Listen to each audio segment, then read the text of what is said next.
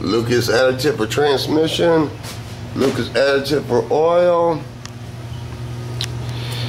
Oh, I've been here for a while. It's cold and today's Thursday. All day, even if it snows, and I actually wanted to snow for a minute. I've seen a snowflake or two. That sucks. Oh, I got the transmission pan on, new filter in, new gasket, new everything, whatever. And I write the date on it and when I changed it. And you don't need it, but I had it. If you buy enough toolboxes, you end up getting tools in it. And this is an inch-pound torque wrench. And the max it can be torqued at is 119 inches. You don't really need one, but just be aware that I read in Carcraft magazine before that average guy's arm is 75 pounds of torque. So you just don't want to over torque it. Now I gotta pull that out, pull the axle out, which I've never done. I got both seals because I guess there's two different seals for the same year car, that truck, and I didn't know what were in the head. So yeah, I can pull that out and pull the differential cap off and let out the fluids. Yeah, really, with a new gasket. MIH, make it happen. Basically what I gotta do is pull this new gasket off, drop this cover, take the brake assembly thing apart, take the, I believe there's a C-clip in there, and then pull it out, pull the seal out, put a new seal in, and put it back together, put the fluids in, blah, blah, blah. Okay, now here's the real deal.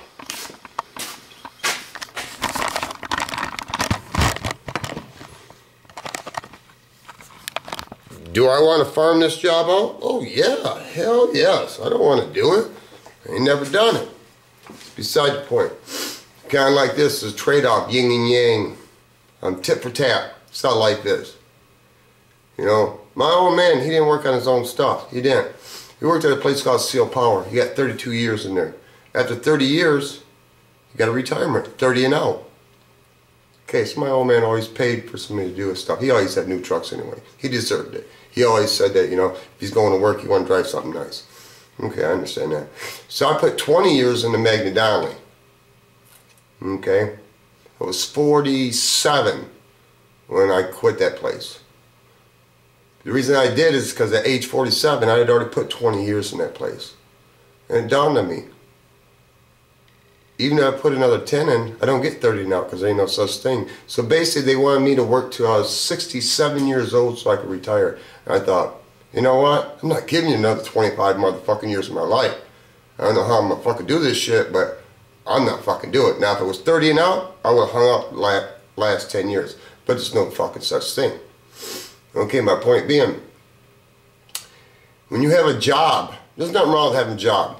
When doing body work is a job, anything could be a job. When you have a job and you stare at the clock and it don't move, basically because you want to go home, that's a fucking job. That shit gets old. Now if you have a career is different. You work, you enjoy what you're doing, and you don't look at the motherfucking clock. That's the difference. So, like I said about farming this out, would I love to? Yeah, but, you know, it's like a transmission. Transmission fluid and a filter, and I don't know how much time it took me. I got 25 bucks tied up into it. And that's dropping and put a new filter, a new gasket. I know a training flush around here is 100 bucks, and all they can do is flush it. So they're gonna make 75 bucks off you. That's fine. Everybody's gotta get paid for their labor or whatever, but that's how I get through life. I wing it. I do everything myself, or try to, because this is the way I look at it. If it's broke, you can't break it anymore. It's already broke. So my rule of thumb is go on and tear it apart. Now I always thought, I tear something apart and I can't get it back together, which I can cord my stuff so I can. But just say you can't, you can carry the parts down to the man and have him put it back together. And when he tells you it needs such and such and such, at least you know you took it apart and you know what parts he's talking about because you have the information and you know that you ain't getting flim-flam because these parts are good or these parts are bad.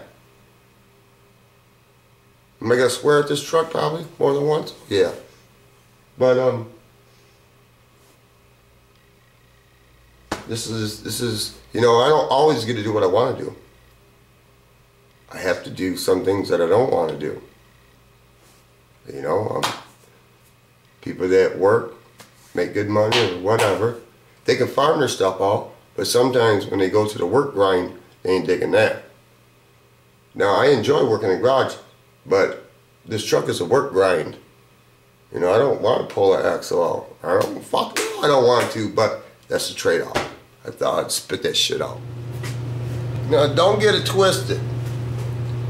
I'm not the wisest man on planet Earth. I don't spit shit out that I don't own. On this channel, I'll tell you what I do know. I won't tell you what I don't know. If I don't know something, I'll tell you I don't know. It's that simple. Because what I say, if I say I own these motherfucking words, you could take that to the bank, cash in, and get a deposit slip and call it a day. Okay? Now, Fireman 164, you're going to have a better or nicer fuse box panel than I do. But that's okay. Here's my idea. I could change my mind at any time, but this is what I thought of when I seen it. I thought flames, and I'm not saying I ain't going to do flames.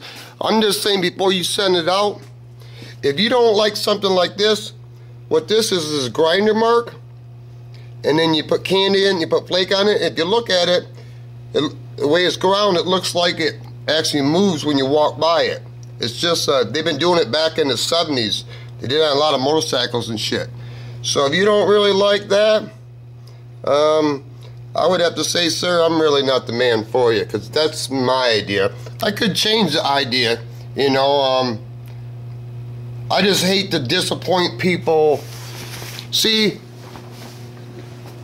when I want something done, and this is just me, I know exactly what I want, and if I don't get exactly what I want, I'm not happy.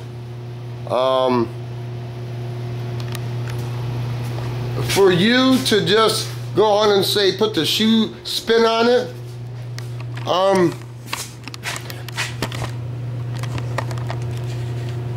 we gotta cut the light off. It amazes me because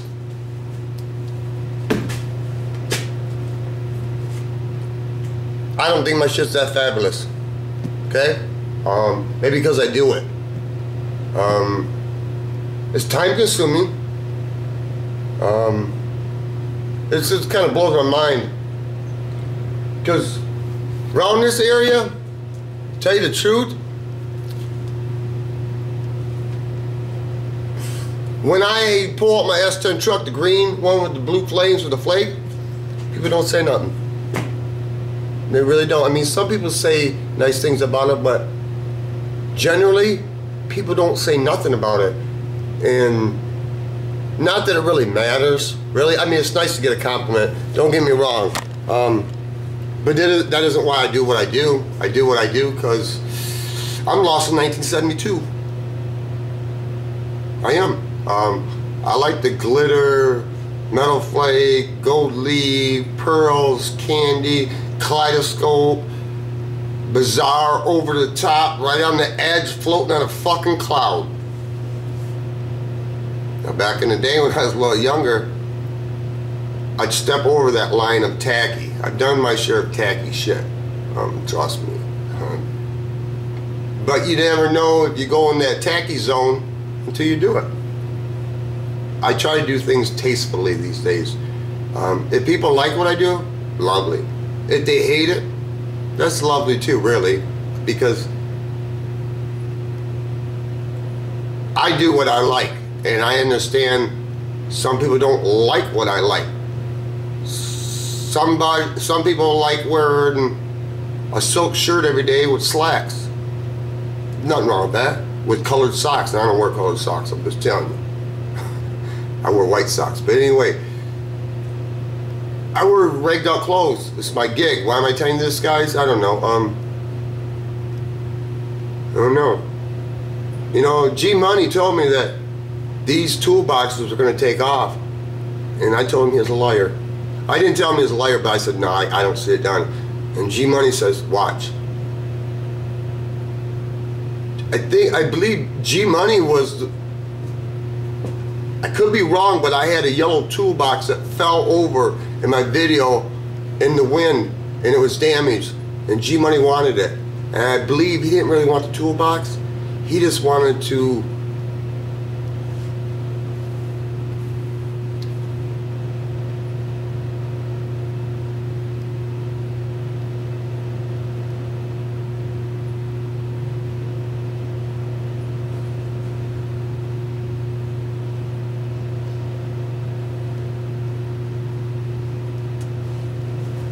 he believed in me when I didn't believe in myself. And I don't really believe in myself a lot. I have doubts like everybody else. Probably have more. The way my mind works, because it's fucking like a kaleidoscope.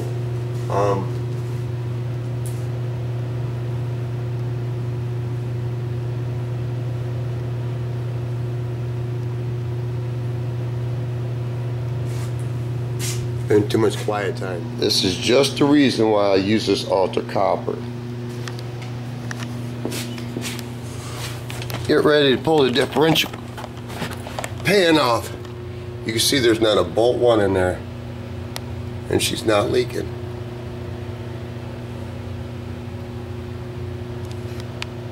Now I don't own these words. I watched a video last night.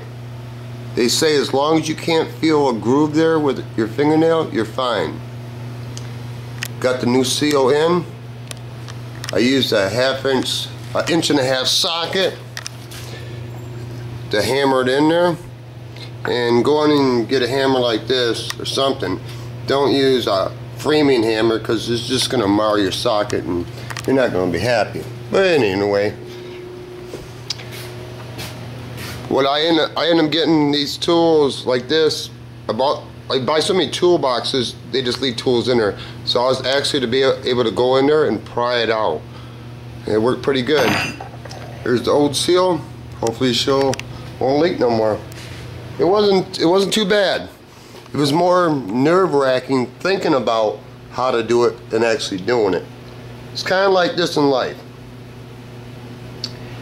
Say somebody I know or my sons have a problem with the rear end, I'll be able to assist them, or basically do it, put it that way, whatever, for them, because I've been there.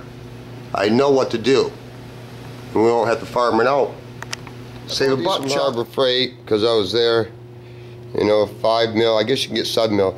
But usually when it says for industrial use, means it'll hold up, you know, compared to normal use. This must be industrial use plus, because, you know, I don't know how many pairs that I went through, and, you know, just because somebody says something doesn't mean it's true.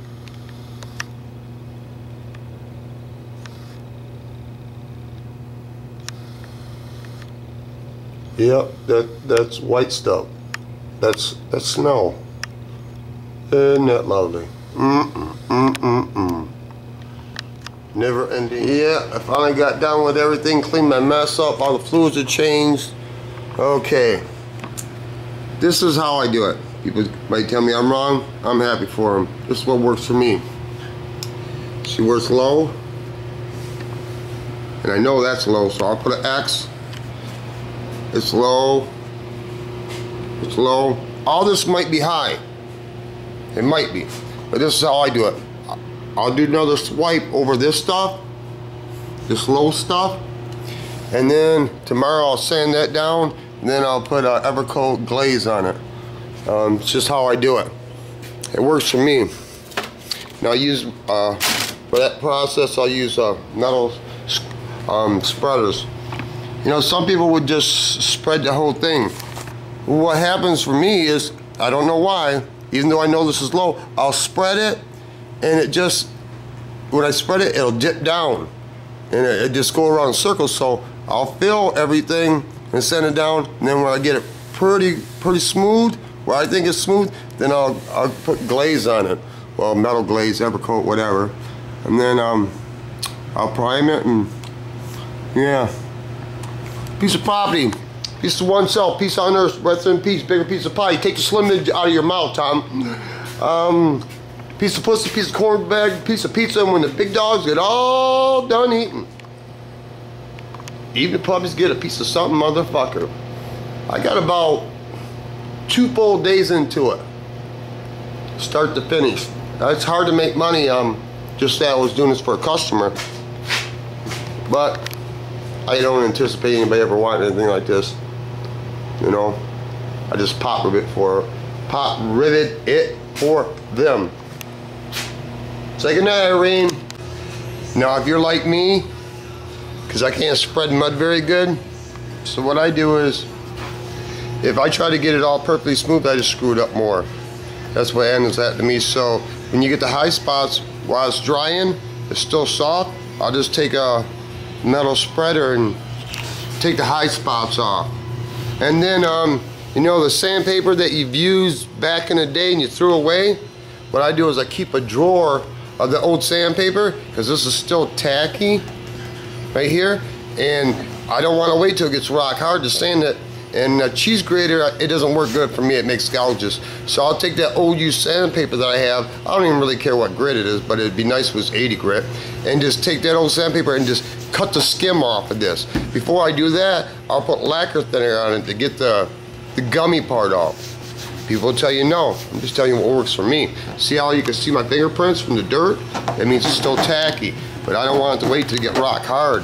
So I'll put alcohol on it and then take some old sandpaper and rough it in a little bit and see how far I get, see how late it gets. Anyway, enjoy your evening. Man, this thing's spiraling out of control here. I'm getting too old to fucking be saying this bullshit. Especially when I take a minute and look at the rest of the truck. Really? Look at that. Man. Really? That's just one side. I say just put metal flake over it and camouflage it and fill it with clear. There you go. I just don't know sometimes.